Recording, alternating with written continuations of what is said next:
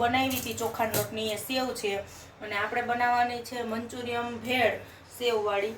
એટલે એના માટે જો આપણે બધા ઇન્ગ્રીડિયન્ટ લઈ લીધા છે, કોબી, ગાજર, ડુંગળી, આ બધું આપણે વઘાર કરવાનો છે. ને આપણે આ ચટણી છે ને બહારથી આપણે જે લઈએ છીએ ને એના કરતાં આપણે ઘરે બનાવી છે, સોસ નાખીને કમ્પ્લીટ લસણ ને બધું નાખીને.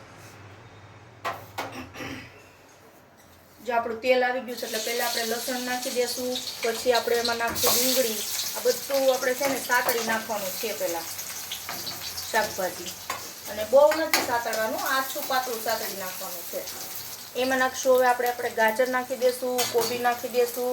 આ બધા ઇન્ગ્રીડિયન્ટ આપણે નાખી દઈશું અને આને સાતળી નાખશું કાચું પાકું.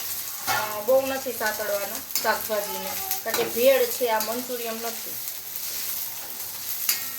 હવે આ શાકભાજી એટલા જ સતળાવા દેવાની છે. એમાં આપણે પાસે સોસ પડ્યા હોય ને તો અમે એ નાખ્યો છે ટોમેટો કેચઅપ. હવે એ નાખું છું આ જે મેં ઘરે ગાર્લિક ચટણી બનાવી છે ને, એકદમ તીખી નથી, પણ ગાર્લિક ચટણી એટલે તમે લાગશે એવો કલર. જો આની રેસીપી જોતી હોય તો મને કોમેન્ટ કરજો, હું આપીશ એની. અને આપણે એને મંચુરિયમમાં ભેળવી દેવાનું છે. અનુસારમાં મીઠું નાખું છું, તીખી મને નથી લાગતી એટલે ફરીથી આપણે જ્યાં ગાર્લિક ચટણી છે ને એ જ નાખીએ છીએ, બીજી એ કોઈ નથી નાખતા. અને ઘટે તો તમે ઉપરથી પણ નાખી શકો છો. આ કલર એવો દેખાય છે પણ ગાર્લિક ચટણી છે નહીં તીખી.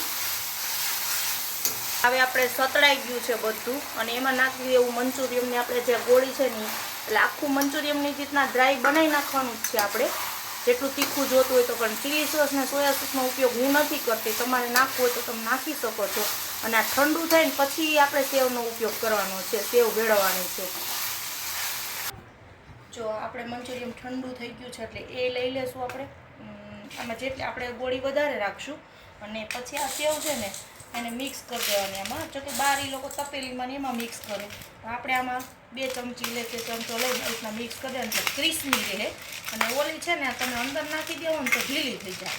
એટલે જો તમે ક્રિસ્પી ખાવી હોય ને તો આવી રીતના ભેળ બનાવી નાખવાની, નકર તમારે સીધી ઓલામાં વઘારમાં જ નાખી દેવાની. આ આપણી ભેળ છે એ તૈયાર. અમારે ધાણાભાજી નથી ખાતા એટલે મેં ધાણાભાજી નથી નાખી. કેવી લાગી મારી ભેળ કોમેન્ટ કરજો. અને આ મંચુરિયમ ભેળ છે, તમારે જો કોમેન્ટ કરજો સારી લાગી હોય તો. અને દર્શન ચખાડીનું મેં આગળ કહે તમને.